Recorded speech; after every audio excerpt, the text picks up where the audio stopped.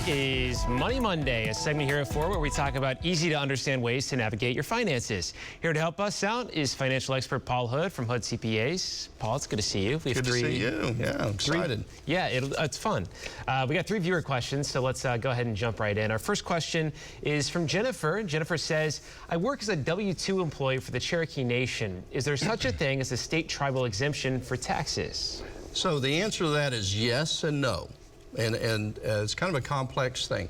So the rule says if you're a tribal member, you work for your tribe, and you live on tribal land, you don't have to pay state income taxes. Well, that's like saying, a foreign country is here, because it is. The Cherokee Nation is its own country. The problem is there's virtually no tribal land.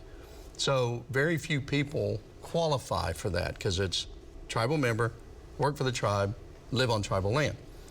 Now, McGirt has come along and caused all kinds of confusion.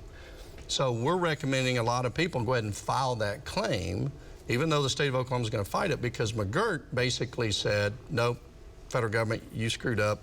This is still tribal land. So she should probably go ahead and file that claim. They're going to deny it. But at least she has it on record to be able to get it. And wait and see, maybe the courts will get involved and they'll figure all that out. Okay. Our next question is from Adam, and Adam says, is it possible to have 2 primary residences? The houses are in 2 different cities, and I work in both locations. I've also offered to allow my sister to stay in one of the houses for a lower rent fee. So you would think that would be an easy question, right? This is my world. What you think is an easy question is not. So primary residence means 1 residence.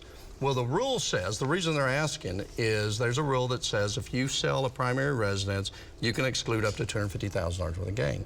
The rule says if it's a primary residence for 2 of the last 5 years. So if he had a house, say in Kansas City, that was his primary residence, house in Tulsa for first 2 years, and 2 years after that is his primary residence, and he still has that one, he can have 2 primary residences.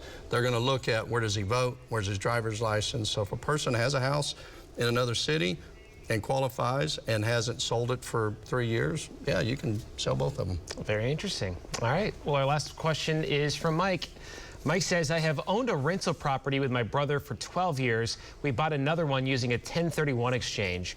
Now I want to buy my brother out of the new property. What is the proper way to do this? So I'm not sure the purpose for that question. Okay. So if you buy a home or a rental property and then you 1031, which means it's a like kind exchange, we bought another property, we rolled our gain into that one, then when you sell that replacement property, you have to pay taxes on that gain unless you do another 1031. So if 2 brothers do a 1031 and then brother 1 wants to buy brother 2 out, it's simple, you just buy him out. But brother 2 now has to pay taxes.